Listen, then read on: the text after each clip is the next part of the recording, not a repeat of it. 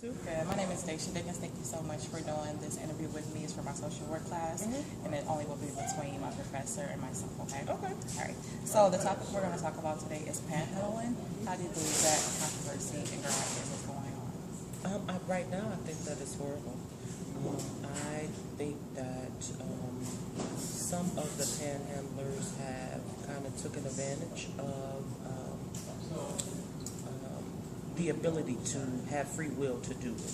I understand that there is a need for more resources for our enabled, should I say, that should be made available to them that I don't believe that they're receiving. And this is why you're seeing so much of it. I was actually just riding down the street and there was a whole family that had they were on the corner and they even had the kids with signs. And so that kind of bothered me because it's almost like you're teaching your child to, at a young age, have bad habits. I mean, instead of being able to, like I said, find the resources that they need, go search for those resources because everything takes a little bit of work. And then just go for what you know. I think that it originally started in my own view. I would always see a man. Well, now it went from a man to the women standing out there, and now they have the whole family standing out there. So, I mean, for our youth, that is the next generation and our future, what are we teaching them? And, I mean, every time I stop past, I am guilty of, giving money. So, I don't know if that is enabling them to keep on standing out there, or is there actually a need, for them to be standing there? Exactly. Like I used to do that to give them money, and one of my professors said that he won't give them money, but he'll give it to an organization because he don't know what they're going to do with it. So I can understand how hard that can be of walking past, especially a family, and trying to give them money because they really need it. Even with the sign, some of them may be lying or not. So you just never know. And truly, it's not up to us because as Christians or brothers and sisters in Christ, it's up to us to give. If you have it, it's up to us. It's not what they're going to do with it, but if you have it to give, you're supposed to be able to, be nice and give it. So, like I said, I think that there is a different way that we could do panhandling. I mean, like, if people want to give, cool, let them give. But it should be like rules and regulations to panhandling. There's no reason why every exit I get off in Grand Rapids, Michigan, there is somebody there with a sign. You know what I mean? Right. So are we as people doing our job, by helping them?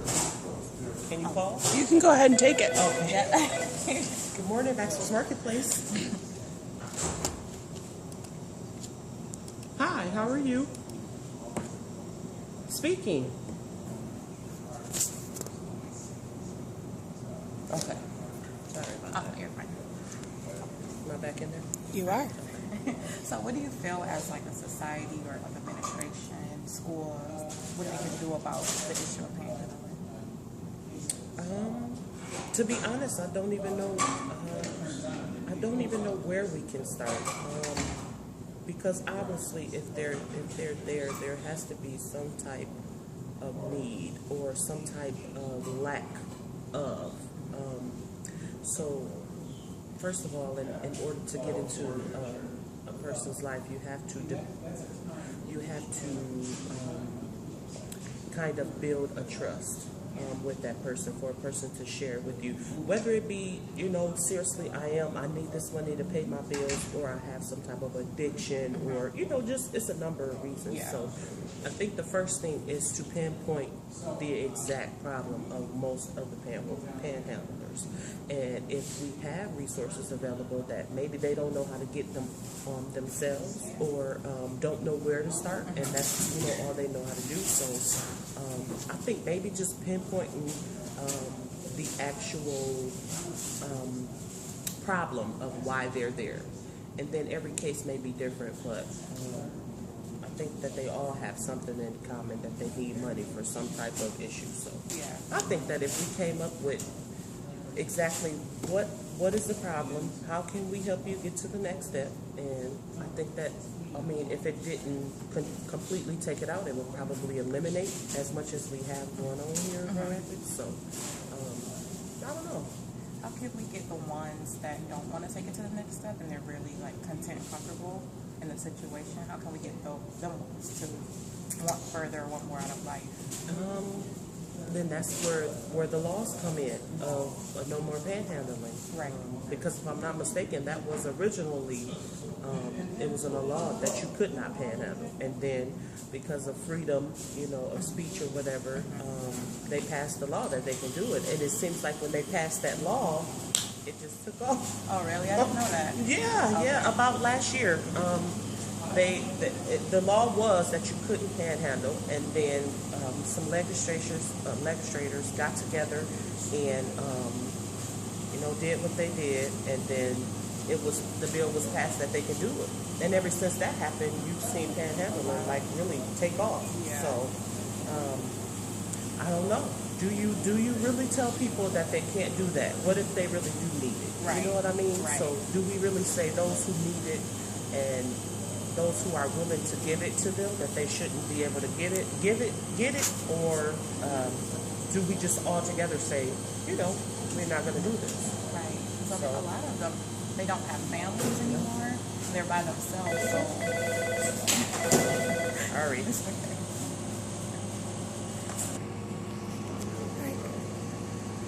so, Genika, what do you actually do here at Baxter?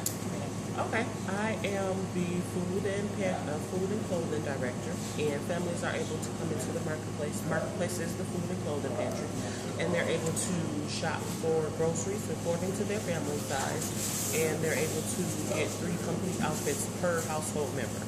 So this is a place where you can come and get physically fed, but spiritually as well, because I have a lot of families that sit here and they tell me their whole life story, and then that's the whole thing of me saying making resources available. Because a person come in and, hey, I have this issue. Well, let me see what I can do for you. So that's what we do here. And you feel like Baxter community has stopped a lot of things?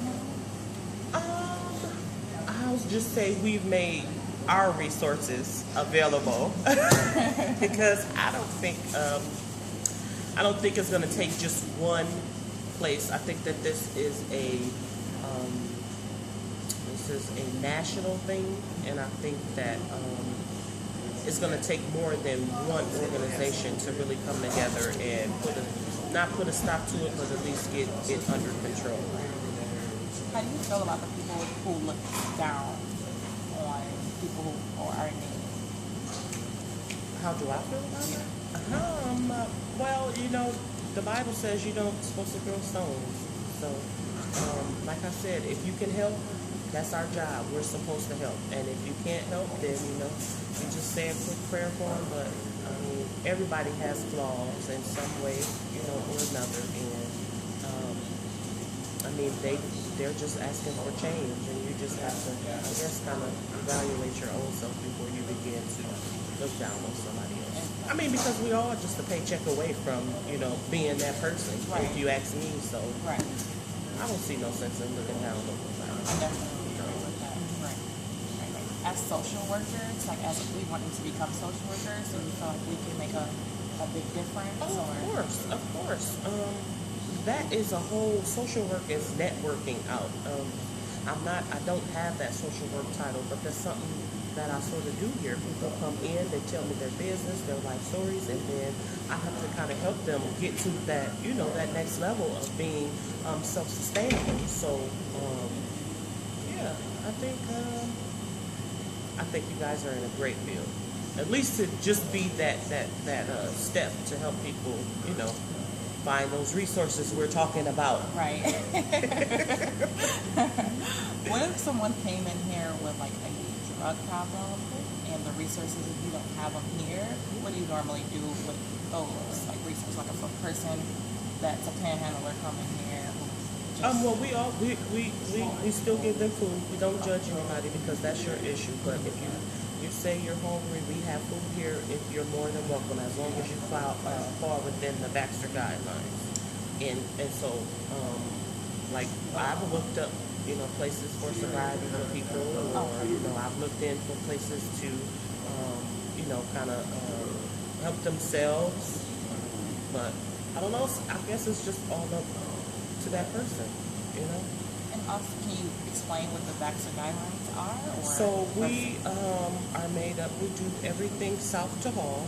We do everything north to Fulton, east to Patterson, and west to 131. Oh, okay. So we're made up of a very large area. Oh, It's not just within Baxter Bemis area. Oh, okay. See, I thought it was just Nope, Baxter. nope.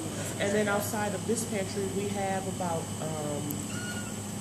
7 sister pantries that are spaced out within those areas that I gave you. And if for whatever you couldn't come to Baxter, whether it be transportation or something that's just closer to you, then we will be able to send you to those pantries. Oh, wow. So you guys do a lot of things. We try to. We have a holistic health clinic, a child development center, and a mentoring program.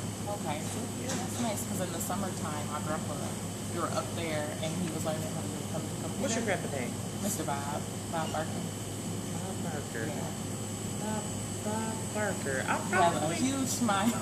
a huge smile. He used to wear glasses. Yeah. Okay, I know exactly who you're talking We about. were here. Yeah. And I thought that was so nice. Yeah. In here to have them learn about how to do computers. And that too, they do from basics to learning how to use Facebook. I mean, we just don't want to leave nobody else. Because he has a Facebook now.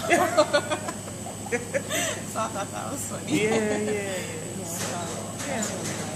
Our ultimate goal is to be a service of our people. That's what we're supposed to do. Yeah. Well, I hope there could be more places like this in the community, which I know there are some. Yeah. But it seems like you guys are more real rounded.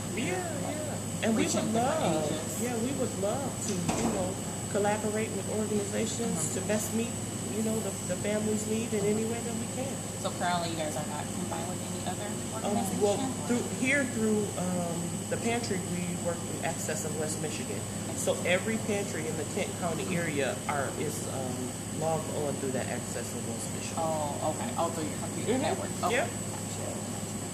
What advice would you have for, I guess, administrators that try to help people in need or panhandlers or any social problem, I guess? The only thing that I can suggest is it is a burden for people to come into places and say, I need help. That is very hard for some people to say, I need help. So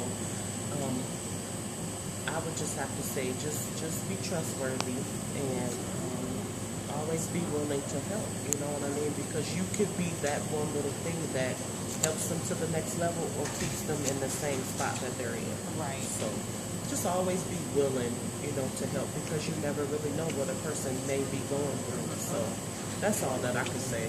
Just be willing. Okay. And I know you've helped a lot of people coming in and out these doors.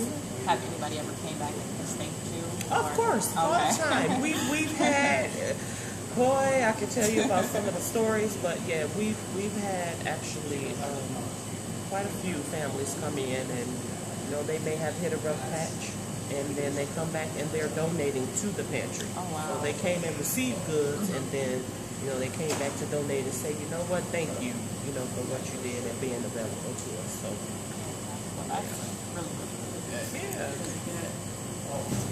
Oh, this one? Oh, Yeah. You're good. I'm good. Or we have some more time? You should probably wrap it up. You're over. Huh? You're over.